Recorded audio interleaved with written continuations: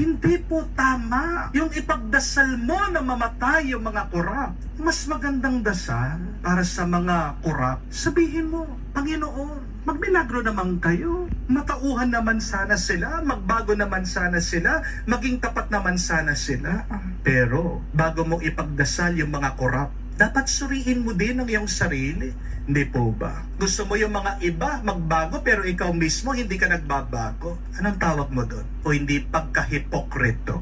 Di po ba? Bago mo pagdasal yung iba na magbago, dapat ikaw muna pagdasal mo sa Diyos, Lord, alisin mo yung kurap kong ugali. Di po ba?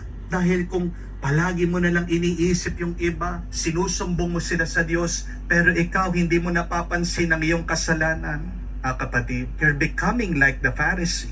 You're becoming self-righteous. Ang tunay na panalangin nagsisimula sa pag-amin.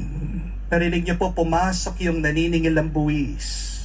Malayo daw po siya doon sa altar. Hindi man siya makatingin sa langit at sabi niya, Panginoon, maawa po kayo sa akin, isang makasalanan. Wala siyang mahabang introduction. Wala siyang palamuti. Wala siyang justification.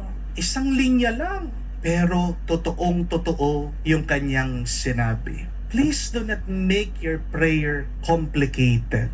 Hindi dahil marami ka sinasabi, mas pakikinggan ka ng Diyos. Di po ba? Pero kapag tagos sa puso ang iyong sinasabi, yan din ay tumatagos sa langit. At yan po ang sinasabi ng unang pagbasa. If you go back to the first reading, the book of Sirach, it said that the lowly man's prayer pierces heaven. Kasi minsan, di naman po kailangan ng mahabang dasal. Ang kailangan lang, totoong dasal. Galing sa puso. Hindi mo kailangan magpanggap na mabait ka. Aminin natin tayong lahat. Meron tayong mga pagkukulang. Di po ba? Kailangan mo lang maging tapat sa Diyos. Pakikinggan Kanya. Mga kapatid, hindi naman po tinitignan ng Diyos yung ayos ng iyong dasal Ang hinahanap lang ng Diyos ay yung tunay na kalagayan ng iyong puso. God is not impressed by your eloquence. Rather, God is moved by your honesty. Kaya nga po nung minsan, merong isang kwento tungkol sa isang bata, nakaluhod daw po sa harap ng kanyang kama, nagdarasal isang gabi. Ang sabi po ng bata, habang nakapikit yung mata niya, A, B, C, D, E, F, G, H, I, J, K, L, M, N, O, P, napadaan daw po yung nanay niya Narinig, ba't ganyan magdasal yung anak ko? Sinasabing alphabet. Kaya pagkatapos po magdasal ng bata, pumasok yung nanay sa kwarto, tinanong, ba't ganyan ka magdasal? Inasabi mo lahat ng letra sa Diyos. At sumagot daw po yung bata, sabi niya, di ko alam talagang sasabihin ko sa Diyos, kaya binigay ko na lang lahat ng letra sa Diyos.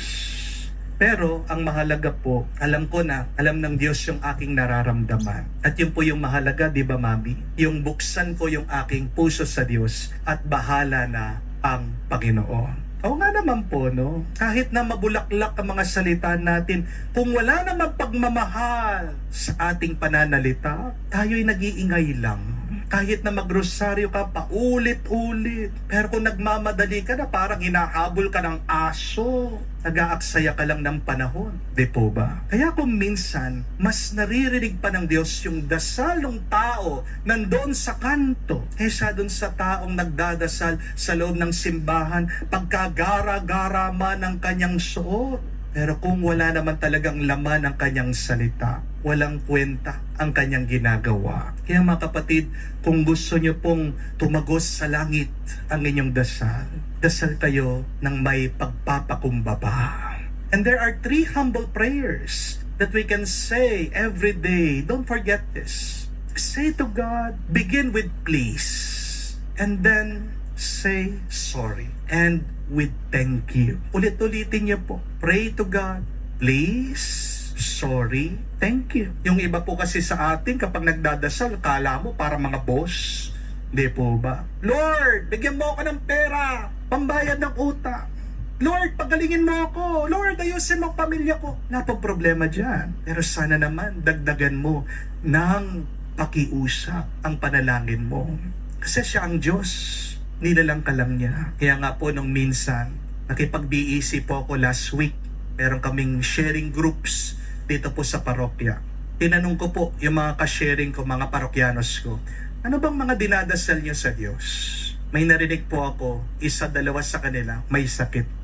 Ang sabi nila, Father, araw-araw po pinagdadasal namin na sana po pagalingin kami ng Panginoon. Kasi po kailangan pa kami ng pamilya namin. Paano na lang po sila kung kukunin po kami ng Panginoon? Alam niyo po, kinorek ko sila. Sabi ko, palitan niyo po yung panalangin niyo. Kaya siguro hindi kayo gumagaling. Kasi ang dapat sabihin mo, tanging ikaw lang o Diyos ang kailangan namin. Sino ka ba para sabihin mo na kailangan po nila ako eh? Kasi ang totoo, tanging ang Diyos lang ang kailangan natin. Pag nawala kayo, madali lang kayo palitan ng mga asawa niyo. Pag wala na kayo, oo, iiyakan kayo ng mga anak niyo, pero papatuloy pa rin nila yung pag-aaral nila, magtatrabaho pa rin yan. Hindi natin mapagmamalakihan ang Panginoon. Kaya ang mas magandang sabihin niyo, kayo din po ha. Every day say that, you, O Lord, are the one that I need. Ikaw lang, tanging ikaw lang ang kailangan ko sa aking buhay. Bahala ka na, nagpapakumbaba ako sa iyo. Gawin mo kung anong kailangan mo, Panginoon. Gamitin mo ako. That is a humble prayer. Mga kapatid, huwag po kayong tutulad dun sa Pariseyo. Yung Pariseyo pagkatapos magdasal, umuwi, di naman nagbago. Pero yung naniningil ng buwis, yung publikano, ang sabi, umuwi daw siya, pinatawad. Parehas sila nagdasal. Pero isa lang ang binago ng dasal. Ang dasal po, hindi magic spell, ha? Hindi ito yung sinasabi mo, Lord, gawin mo ito yung gusto ko. Pero ang tunay na panalangin ay nagsasabi sa Panginoon, Lord, baguhin mo ako para magawa ko ang gusto mo. Dahil sa pagsunod lang na kagustuhan ng Diyos, diyan lang tayo mapupuno ng mga mabubuting bagay. Your life is not good because you're not following God's will. This is why, the more that you pray, the more you change. Because prayer is not about asking. Prayer is about aligning.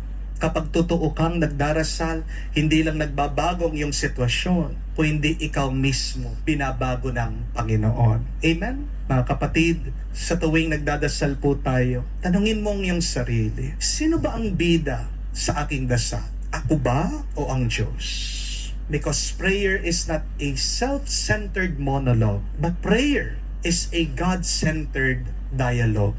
Kasi ang dasal ng mayabang, natatapos po sa sarili. Pero ang dasal ng nagpapakumbaba, nagsisimula at natatapos sa Diyos ng pagpapala. At ang ganitong dasal, tandaan nyo, hindi lang nakakarating sa langit, pero pagkatapos itong umakyat sa mga ulap, diyan nagpapaulan ng grasya ang Diyos para sa atin. Kaya sa susunod kang magdarasal, kung gusto mong makarating sa Diyos ang iyong panalangin, huwag mo lang targetin yung tenga niya, pero ituon mo ang iyong panalangin sa puso ng Diyos. Kaya mga kapatid, manalangin po tayo sa banal na misang ito, na kahit nasa gitna ng ating mga kasalanan at pagkukulang, pagpatuloy mo, manalangin kang totoo, may puso, at may pagpapakumbaba sa Kanya. At magtiwala tayo na makakarating sa langit ang ating mga dasal. Maghintay ka lamang at uulan ng grasya sa iyong buhay. Dahil ang Diyos, our God, is good. Sobra, sobra. Amen? Amen. Sumasampalataya